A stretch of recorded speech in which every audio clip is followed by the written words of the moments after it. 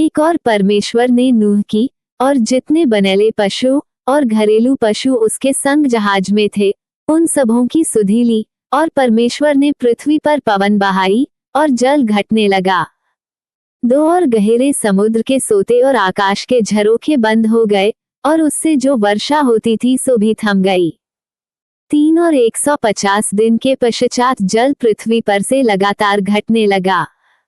4 7वें महीने के 17वें दिन को जहाज अरारात नाम पहाड़ पर टिक गया। 5 और जल 10वें महीने तक घटता चला गया, और 10वें महीने के पहले दिन को पहाड़ों की चोटियां दिखलाई दी।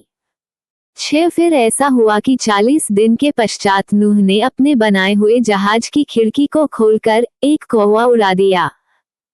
7 वह जब तक जल पृथ्वी पर से सूख न गया तब तक कौवा इधर उधर फिरता रहा।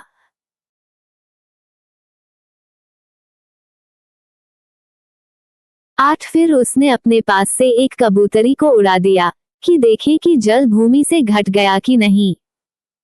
9 उस कबूतरी को अपने पैर के तले टेकने के लिए कोई आधार नहीं मिला, सो वो उसके पास जहाज में लौट आई, क्योंकि सारी पृथ्वी के ऊपर जल ही जल छाया था। तब उसने हाथ बढ़ाकर उसे अपने पास जहाज में ले लिया। 10 तब और 7 दिन तक ठहर कर उसने उसी कबूतरी को जहाज में से फिर उड़ा दिया। 11 और कबूतरी सांझ के समय उसके पास आ गई, तो क्या देखा कि उसकी चोंच में जलपाई का एक नया पत्ता है। इससे नूह ने जान लिया कि जल पृथ्वी पर घट गया है।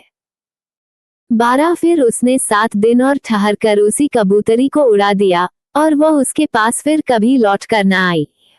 13 फिर ऐसा हुआ कि 601 वर्ष के पहले महीने के पहले दिन जल पृथ्वी पर से सूख गया। तब नूह ने जहाज की छत खोलकर क्या देखा कि धरती सूख गई है।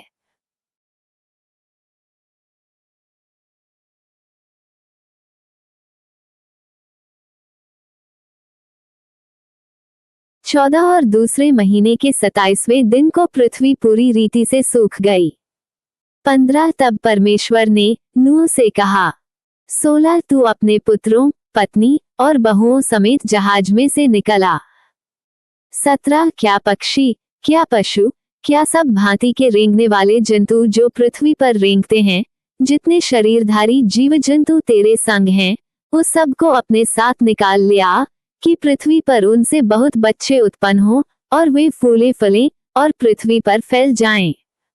18 तब नूह और उसके पुत्र और पत्नी और बहुएं निकल आई।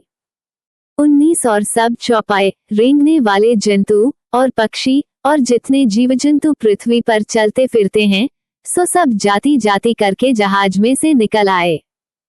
20 तब नूह ने यहोवा के लिए एक वेदी बनाई, और सब शुद्ध पशुओं और सब शुद्ध पक्षियों में से कुछ कुछ लेकर वेदी पर होमबलि चढ़ाया।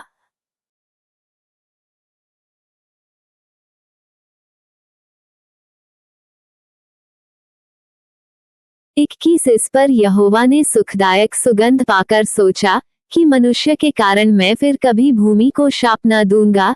यद्यपि मनुष्य के मन में बचपन से जो कुछ उत्पन्न होता है सो बुरा ही होता है, तो भी जैसा मैंने सब जीवों को अब मारा है वैसा उनको फिर कभी न मारूंगा। 22 अब से जब तक पृथ्वी बनी रहेगी तब तक बोने और काटने के समय, ठंड और तपन, धूपकाल और शीतकाल, दिन और रात निरंतर होते चले जाएंगे।